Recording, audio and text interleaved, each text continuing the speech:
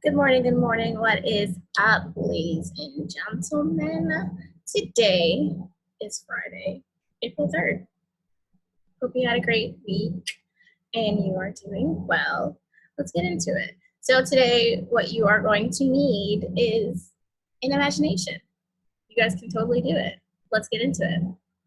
So today, you guys are going to be able to create a short story based on a different perspective by rewriting the excerpt The Room of One's Own of Boys and Girls. So I thought we would try something a little bit more fun. Remember, so if you were in my class before all of this happened, I had you guys do an activity with Disney stars, right? Created a whole new perspective on a Disney character, right? And you just created a new Ariel or a new Cinderella or a new Mulan.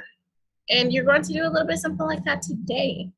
But this time you're going to do it with either A Room of One's Own or Boys and Girls, whatever short story you like the best. So for your do now, just to get you in the mindset of changing perspectives, right? You're answering the question, you are writing an autobiography focusing on who you are. What are you going to write about? What are you going to write about, right? Now, your best friend is writing a book on your character traits / who you are. From their perspective, what do you think they will write about you? So the first question is asking what you will write about, and now what do you think your best friend or your sister or whoever would write about you? Okay, take a minute, write that down. Welcome back.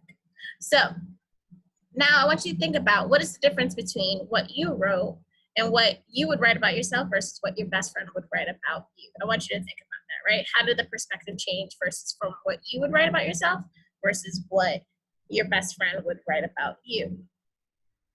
Okay?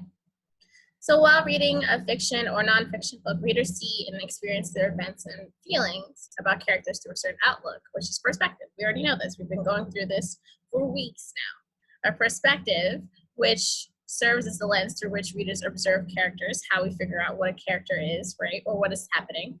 A writer may narrate the story from his perspective or a character's perspective. It is a purpose to make the voice of a writer distinctive from other writers, right?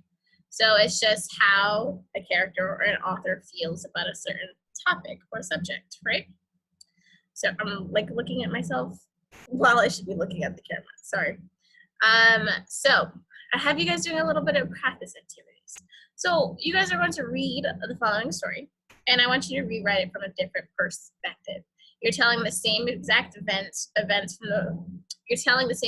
the perspective of the bad guy. And then I want you to make sure that the reader knows the exact motivation behind the antagonist actions, the character fully developed, and the new story contains everything that a short story should have. So which you guys already should know: exposition, climax, falling action, rising action, and a conflict.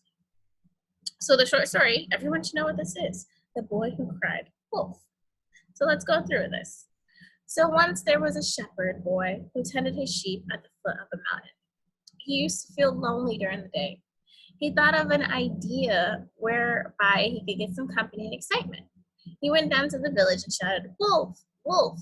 On hearing his shouts, the villagers came to save him, but no wolf was seen. The angry villagers went back. The boy enjoyed this trick and after a few days repeated the same act. Once again, the villagers came to help him. They realized they had been fooled once more by the naughty boy. One day, a wolf actually came to attack the boy, and this time the boy shouted even louder than before. But the villagers thought that the boy was trying to fool them once again, so no one came out to help him, and the wolf took the boy away. As the wise saying goes, no one can know when a liar speaks the truth. So that is a short story with a boy who cried wolf. In this case, who is the protagonist and who is the antagonist? Protagonist meaning the heroes, right? And the antagonist being the bad guy. So let's say the protagonist in this case is the villagers, and the antagonist is the little boy.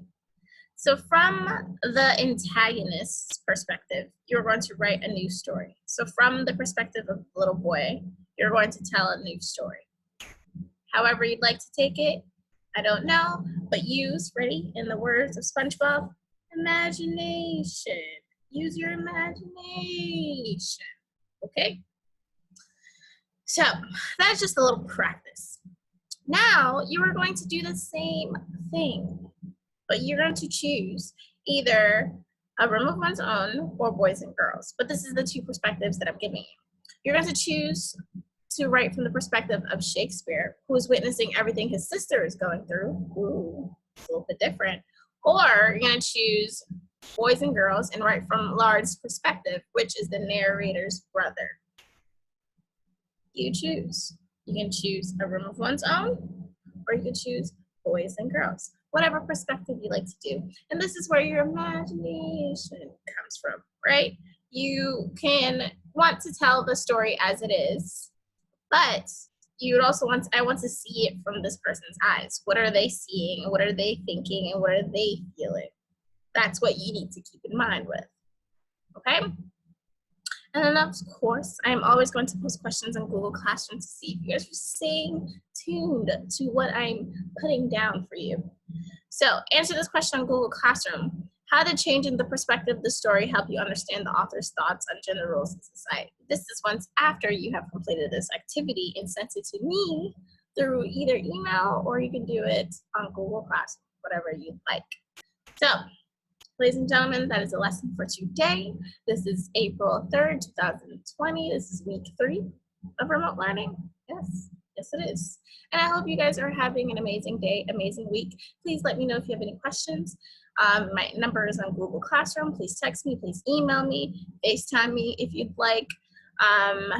Just to be, if we're all on the same page, if you want to be caught up in my class, you should be watching my videos, then doing these daily assignments, right? And then as well, your mini QPA 1 should have been completed. Mini QPA number 2, which is a Socratic seminar, which shout out to Daniel Garcia yesterday, attended the support session and was able to discuss the short stories that we are working on for this unit. So, Socratic seminar, there's a worksheet, there's a whole questions that you need to come up with, and then I'm going to hold another Socratic seminar so everyone could be present, right? And we can talk about these amazing 2 short stories. So again, mini QP number 1 should be done. You are working on mini QP number 2. Next week, we are going to start our capstone QPA. So stay tuned, ladies and gentlemen, and have a great Friday.